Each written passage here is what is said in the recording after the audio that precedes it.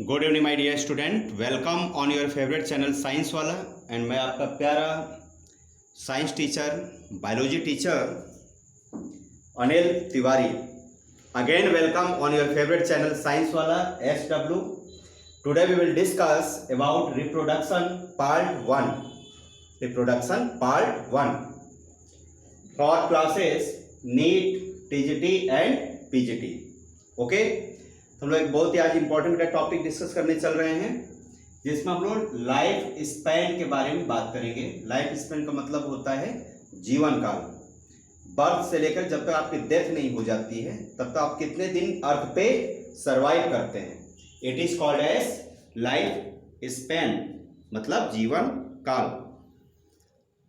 तो we know that each and every organism is capable to live only for limited period of time. सबको पता है, सबको जो आया उससे जाना है।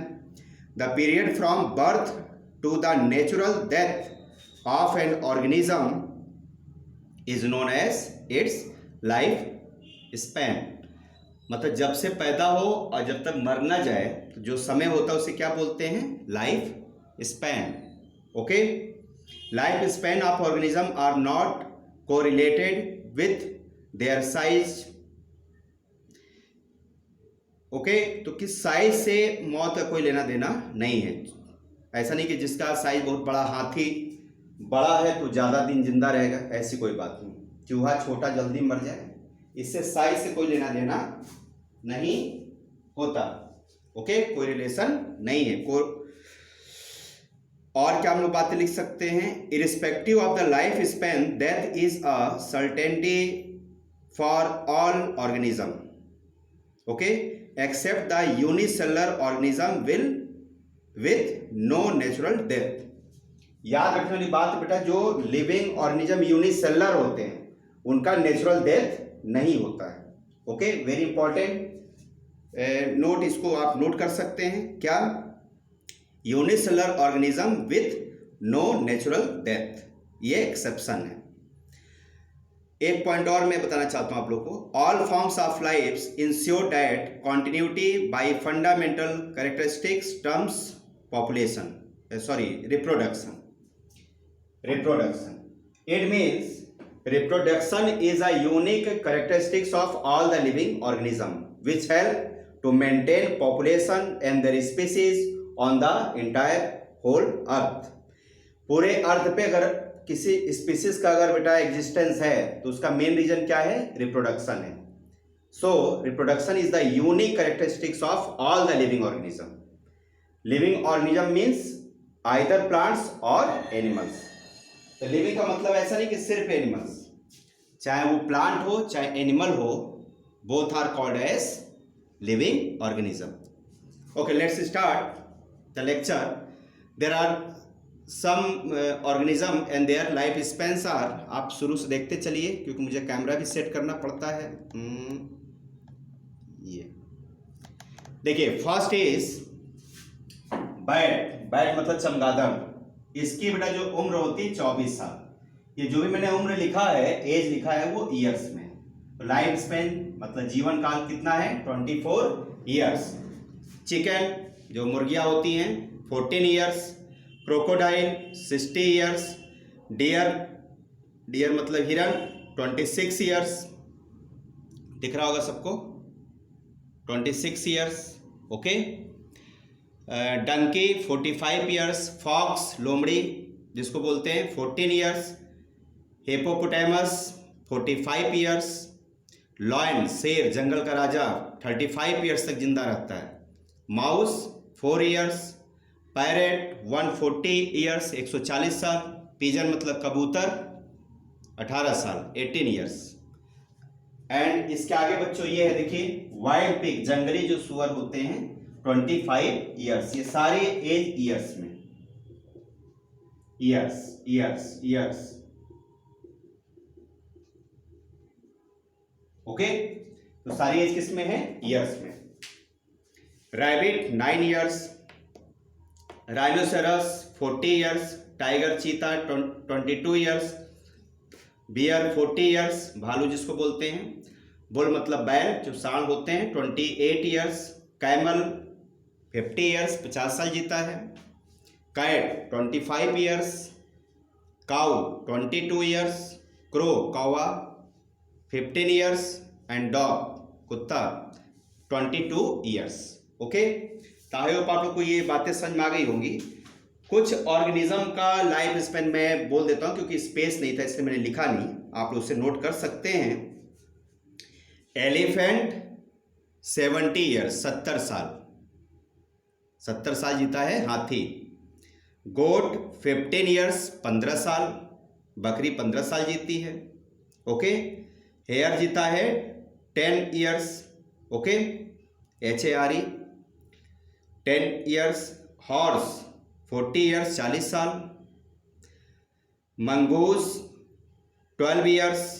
ऑक्स मतलब बैल 20 ईयर्स।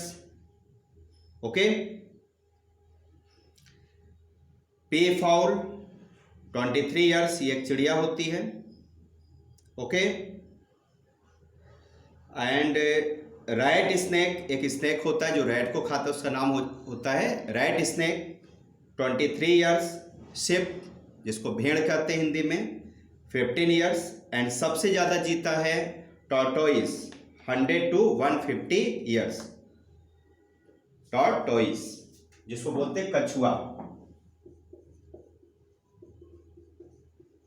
100 to 150 years.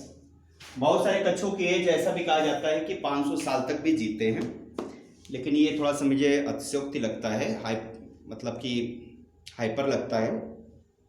तो ये इनका रेंज होता है near about 100 to 150 years. Okay बच्चों, कुछ बातें मैं आप लोग को रिप्रोडक्शन के बारे में 2-4 लाइन बताना चाहूँगा कि रिप्रोडक्शन एज क्या है। रिप्रोडक्शन जो चैप्टर का नेम हम लोग का है reproduction, it is the unique characteristics of all the living organism. इसका एक सिस्टमैटिक डिफिनीशन भी लिख लेते हैं, आप इसको नोट करते रहिए। Reproduction is a biological process in which an organism give rise to young ones similar to itself। मतलब संतान को बॉर्न करने का एक बायोलॉजिकल प्रोसेस है। Second point, the offspring grow mature and in turn produce new offspring. तो offspring भी बड़े होते हैं और उनके भी ऑफस्प्रिंग होते हैं, मतलब संतान बड़ी होकर संतान को जन्म देती है, मतलब रिप्रोडक्शन करती है। Reproduction is a part of the life cycle, enables the continuity of the species generation after generation. Very important point, इसको नोट करिएगा। Due to enormous diversity of living organism in the biological world, each organism has adopted its own mechanism to multiply and produce offsprings. Okay, and next is the selection of the mode of reproduction। फिर से सुनिएगा, very important. The selection of the mode of reproduction depends collectively on the organism's habit, मतलब उसके habit पर depend करता है, physiology and several other factors.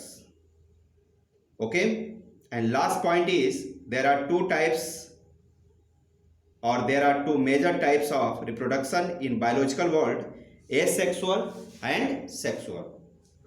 तो okay बच्चों, it is the first lecture of reproduction और ये केवल एक इंट्रोडक्शन था, तो इसको आप नोट कर लीजिएगा और मिलते हैं नेक्स्ट टॉपिक में रिप्रोडक्शन पार्ट 2 में।